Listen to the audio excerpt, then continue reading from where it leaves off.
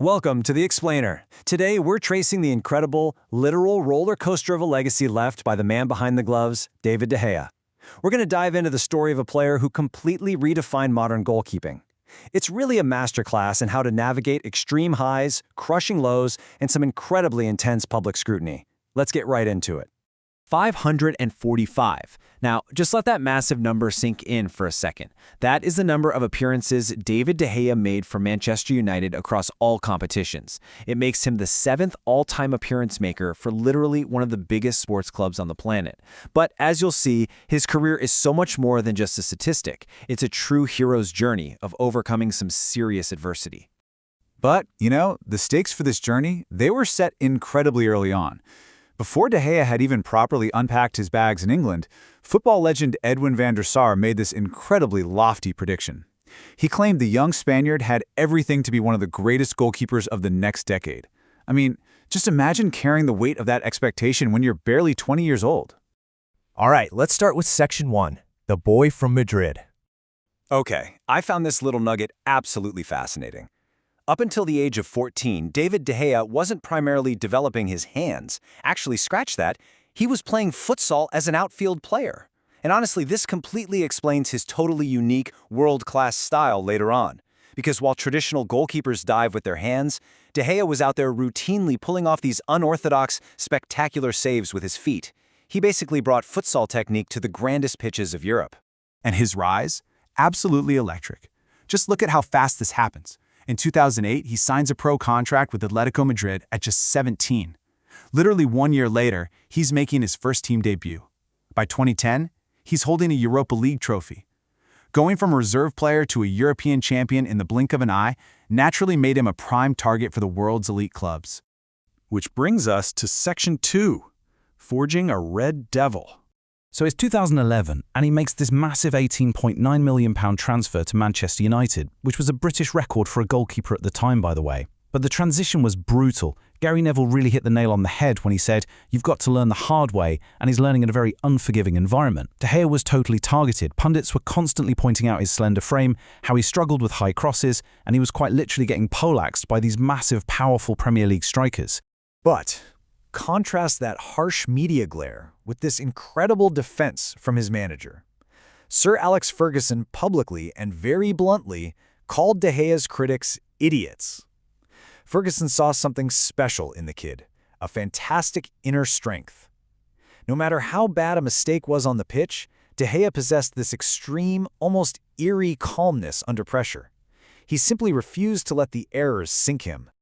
So, what's the crucial takeaway here? It's all about how he adapted.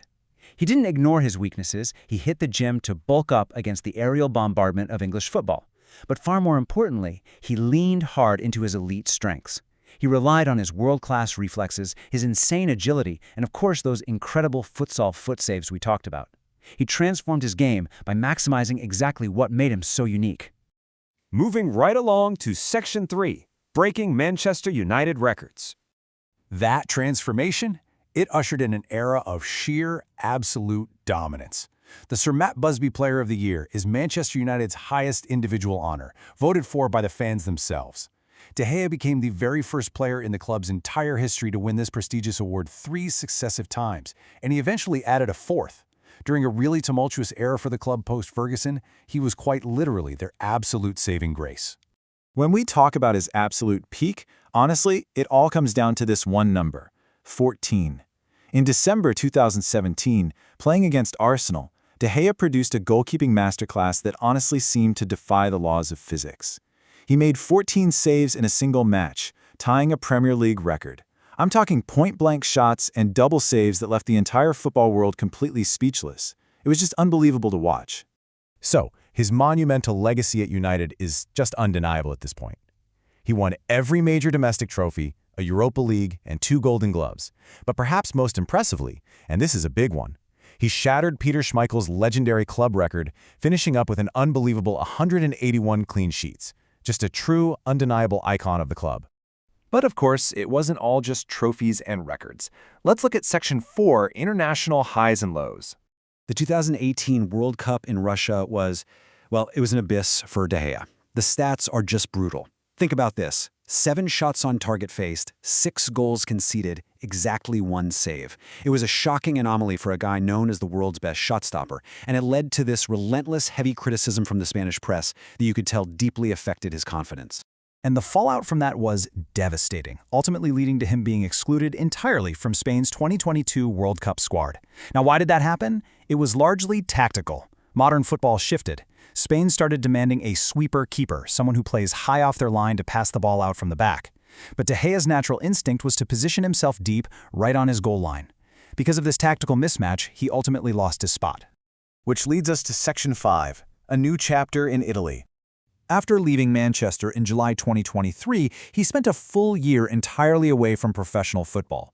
A lot of people thought he might just quietly retire. But nope, in August 2024, he signs for Fiorentina in Italy's Serie A. And how do you immediately silence any remaining doubters? Well, in October, he saves back-to-back penalties to secure a massive win against AC Milan. The reflexes were absolutely still there. The hero was back. But, what makes this whole journey so captivating is the man himself. Get this, did you know he's actually far-sighted? Wildly enough, it never seemed to affect his ability to track a football flying at him at 80 miles an hour. He's also a massive heavy metal fan, big into Avenged Sevenfold, and off the pitch, he even founded his own esports team called Rebels Gaming. It really just shows the quirky, highly human side of this absolute legend. And you know what? That resilience has paid off remarkably. Fiorentina recently rewarded him with a new contract running all the way until 2028, and he earned a spot in the Serie A team of the season. It is a massive lesson in perseverance, right? After being totally written off by so many people, he successfully rebuilt his career in one of Europe's toughest leagues. Which leaves us with this really provocative final thought to ponder. Where does David De Gea truly rank among the 21st century's greatest goalkeepers? I mean, we've watched the futsal-playing kid from Madrid walk through the unforgiving fires of Manchester to break monumental records, survive the total abyss of his international struggles, and then architect this beautiful rebirth in Italy. It's a legacy defined not just by spectacular saves, but by an unbreakable mental fortitude. Thanks so much for joining me on this explainer, and I will see you next time.